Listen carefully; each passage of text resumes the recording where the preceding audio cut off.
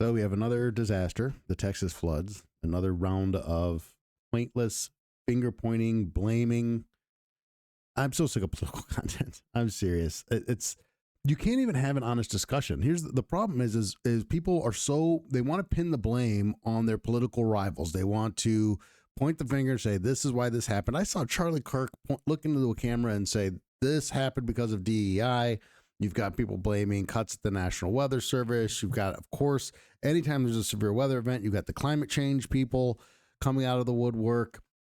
So you've got all these different people trying to validate their own political beliefs off of the back of this horrible tragedy. And then you've got lost in that is trying to get the real solution and learn something from it so it doesn't happen again. And nobody's really interested in that. Because all anybody wants to do is be able to pound on their chest and say, I was right. And content creators, you could say myself included, are so quick. They want to get content out so fast that they're just looking for something controversial that they can wrap their hands around and then make a piece of content around it so they can be the first ones out there. I've seen people talking about Marjorie Taylor Greene and her cloud seeding, weather altering propaganda. I don't know what's going on with her.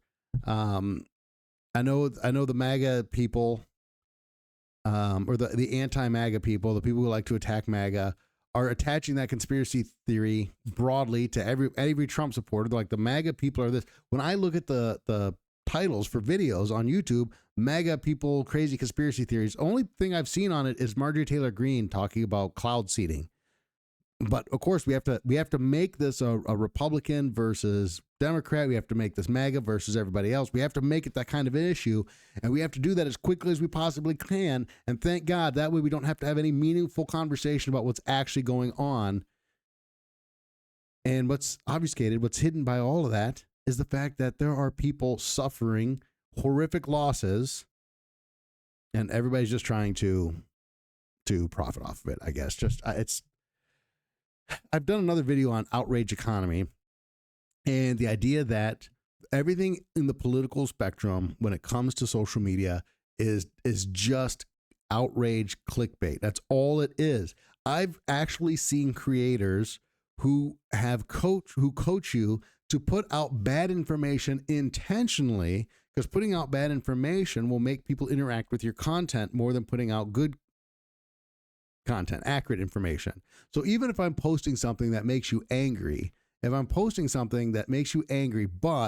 the information I'm putting out there is accurate, you may not interact with that content. But if I'm posting something that makes you angry and it's incorrect, you're almost certainly going to interact with that content. So the quickest way to grow is to put out intentionally bad content that also has the rage bait factor.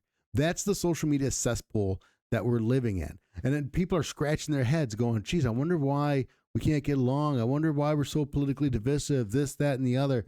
That's why. And the fact of the matter is that we click on it, we consume it, we're demanding it. The other video is about the algorithm. The algorithm is destroying the country. These algorithms control how we think. You want this. There's all these crazy ideas about how AI is going to take over the world and how it's going to do this and how it's going to do that. All it has to do to destroy humanity is get hold of the algorithm and then just program us how it wants us to think, because it works like a freaking charm. And all you have to do is scroll through the headlines. As a person who is, I scroll through the headlines as a person who is not dedicated to the Republican or Democrat Party. I'm so grateful that I broke free from that and became libertarian.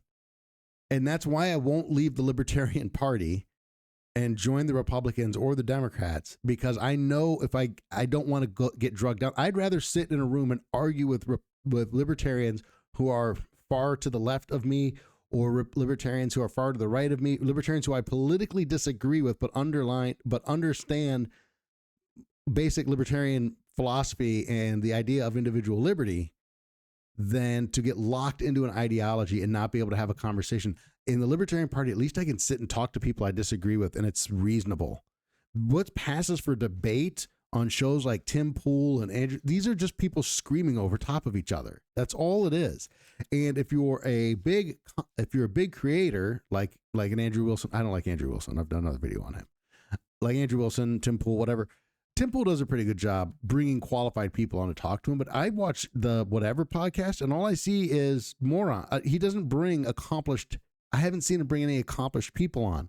It's just about, I want to dunk on the other side.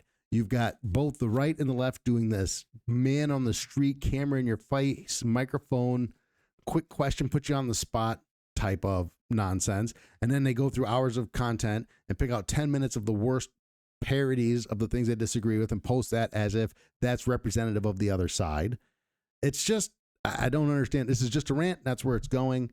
I really wanted to talk about the Texas flood situation, but I just don't, I feel dirty talking about it after watching the content around it. So I just wanted to get on here and rant.